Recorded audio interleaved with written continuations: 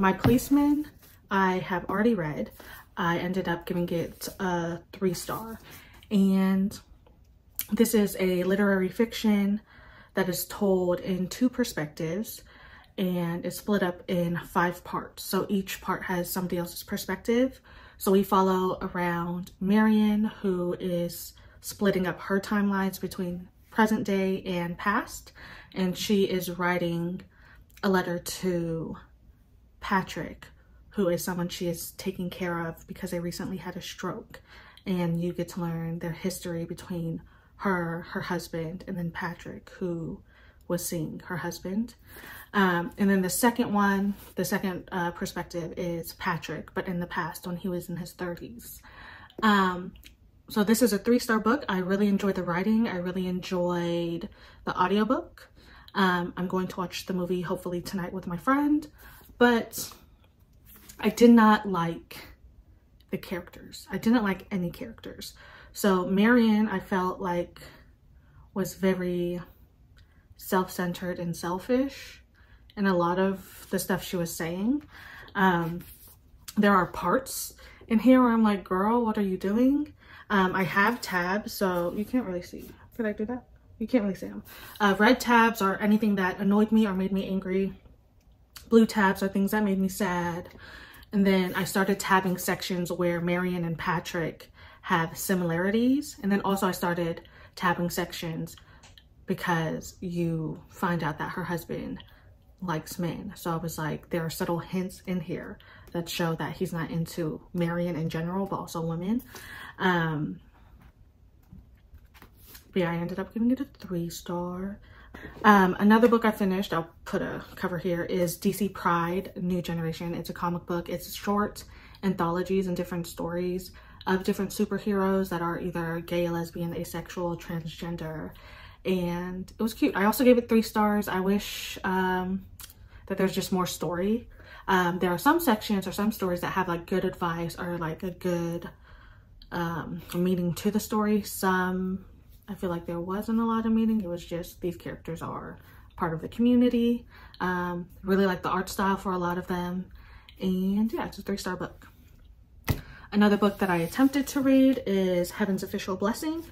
I ended up losing my page, but I think I stopped at after the first chapter. So it would be page 46. I wasn't enjoying the writing style, and I was trying to find an audiobook for this. But there is no audiobook, but someone did make a fan audio recording on YouTube. So I'm hoping maybe I could get back into it through the audio. I don't even know how to explain what this is, but there's like gods and like, they're fallen gods and mortals, and like someone's trying to be a prince, but there's also like all this kingdom drama. So I'm softing this. I'm hoping to read it sometime later. But also Netflix has an anime adaptation. So maybe if I watch that, it would help me understand what's happening in the book. So I'm gonna DNF this for right now.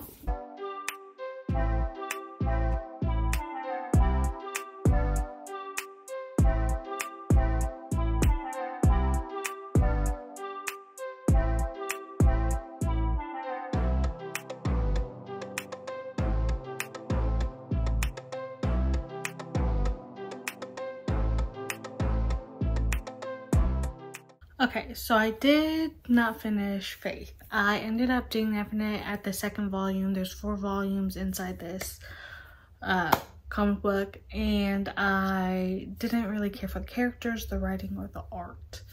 So if I did finish the 1st volume, so if I had to rate it, I would rate it like a 2-star, but I'm just gonna DNF it as a whole. But basically we follow around Faith. She has an alter ego, and she works at like a journaling company, but she used to be a part of like this superhero group, and they ended up disbanding, and now she's solo. But nothing memorable to me really happens. There's something that's happening because people are dying, but I didn't care for the character. So I decided I'm just not gonna read it because I don't want to read it and then give it a bad rating, you know, so I'm just gonna stop where I'm at now. But I did start this mafia romance, not really mafia, but it's like mafia association romance, and it's called Restrain Me. I also gave this a 2-star. I was disappointed simply because I liked the first half better. So basically, we follow around this guy who's an assassin, and think of it as like John Wick. There you go. Because there's like this whole place where you go where like assassins go and you can't kill each other. So basically, he gets contracted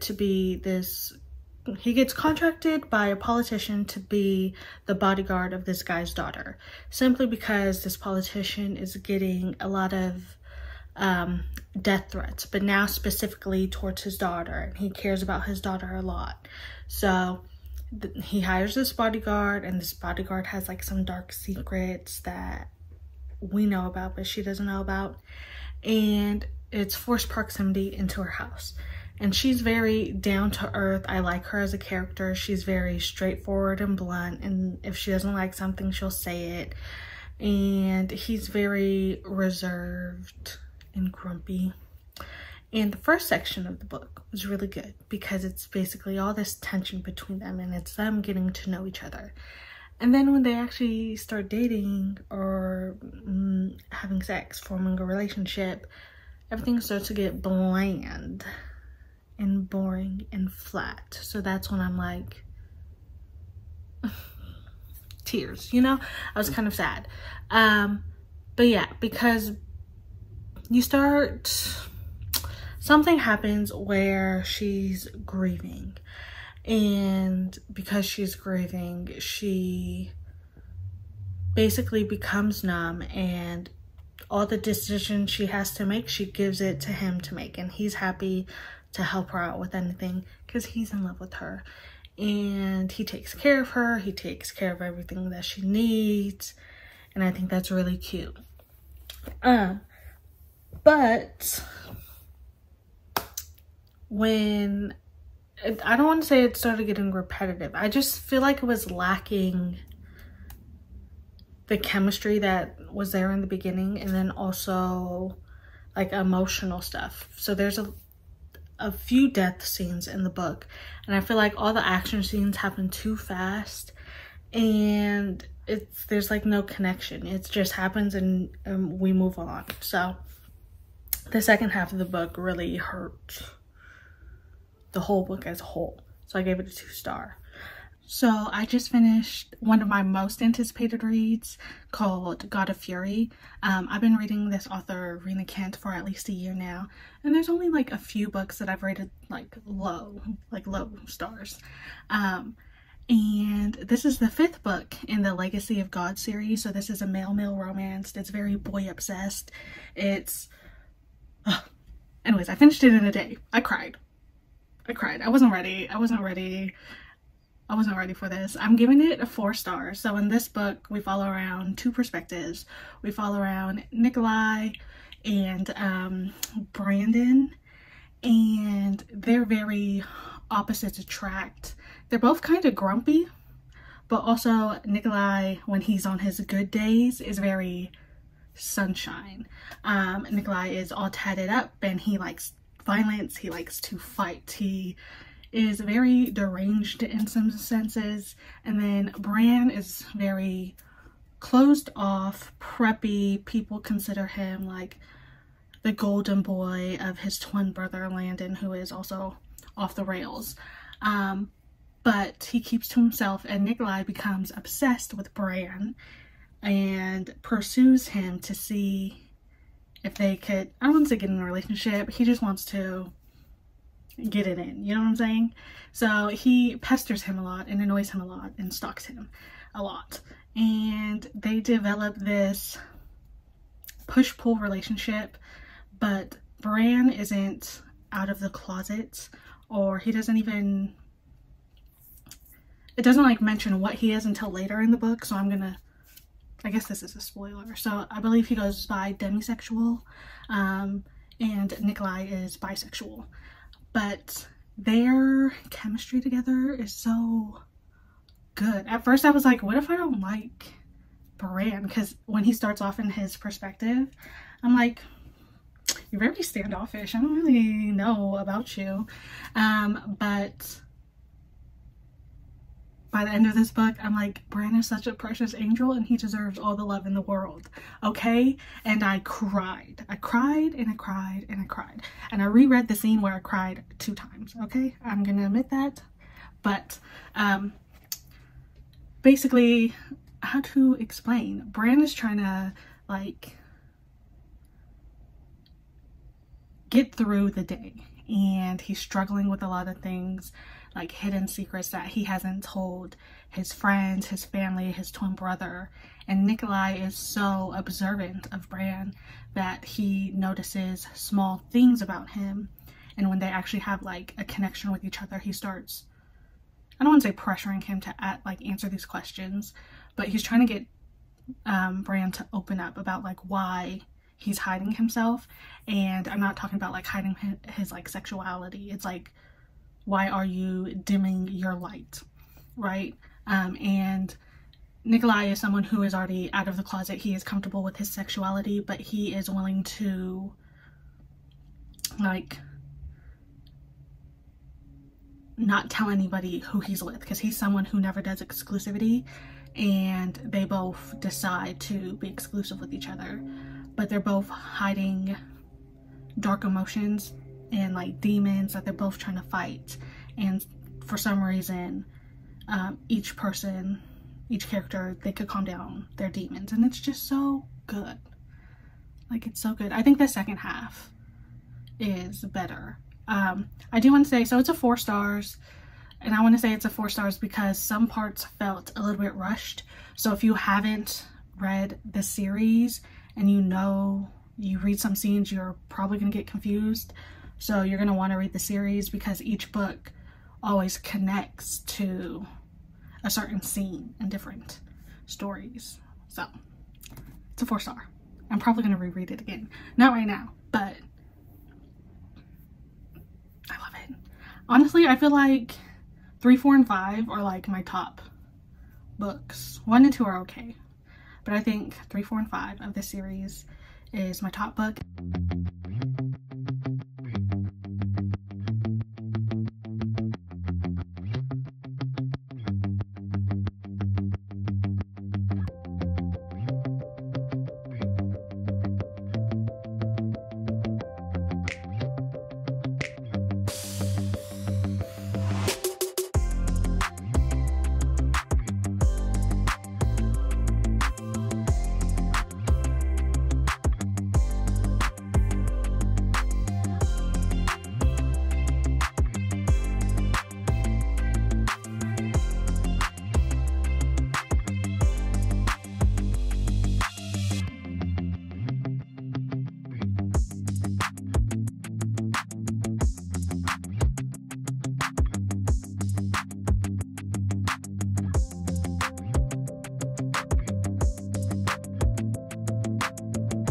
So I just finished a book that I was excited to read because I read the other 3 books earlier this year. It's called When She Loves. The first 2 books I rated a 3 star. The 3rd book I rated a 4 star. So I was excited for this book because 2 of the side characters that were in there, they had chemistry, and I was excited to see how that was going to play out. And it's their book. So basically we follow around 2 perspectives. We follow around Cleo, who is about to take her sister's place in an arranged marriage to a mafia don named Raphael, because her sister is pregnant with another man's child. So to protect her sister, she takes her place. But Cleo is someone who is young and has rebelled her whole life because she doesn't want to be a part of the mafia world. Her goal is was to go to college, get a degree in like business management, because she wanted to be like managers of people who sing, that's what she wanted to do. And her father didn't approve of that, so he tried to punish her to make her fall in line so she could be tamed. And she's not that type of person, so she rebelled a lot as a kid. And one of those instances, she supposedly slept with another person, and everybody knew about it because he was an outsider that wasn't a part of the mafia world. So everyone calls her like unattainable, unhinged, disrespectful, not a lady. They're calling her a whore and saying like all these rude things about her, either behind her back or even to her face. Her family treats her like trash, and she just wants her freedom. But now that she's going to be tied down to Raphael, she knows that she no longer could have that freedom because she's going to protect her sister. And Raphael and her met in book 3, I believe, where he finds her and she's drunk, and she tells him that she's a virgin and all this other stuff about her life. And he finds her intriguing because she's outspoken and very blunt and doesn't care about what people think she is or who she is. So he's been finding her attractive since book 3. So then now he's kind of excited to be marrying her. But his right-hand man's like, are you sure you want to do that? Like, there's rumors to her name, even though we know they're not true. But people are going to find her unfit to be your wife. And he's like, no, I want her as a wife. But they get married. She comes up with this plan to like ruin him so he could divorce her, so she could have her freedom. And he just thinks it's amusing, but she doesn't want to touch him or have sex with him because she doesn't want that. So he agrees, but they both find each other physically attractive. So they're both playing this game of like who would break their rule first. And the first part, or the first half of the book, was the best part, when they're like trying to amuse each other and all this other stuff. Like, for one instance, the first day she's married, she decides to spend $1 million of his money quickly to see if it would piss him off enough to divorce her. And he's just like, spend as much money as you want, and he doesn't care. The second half is where the book starts to fall apart, because most of it is just like physical attraction. There's not a lot of conversations for them to actually connect as friends or as lovers. But once they start having sex, that's all it is. It's just sex. And she, the character Cleo, already mentions it in the book. Like, she knows that he's a good man, he's treating her well, the sex is good, but there is a distance between them. And that's how I felt reading this book. Like, there was no connection between them for me to be like, oh yes, they're in love.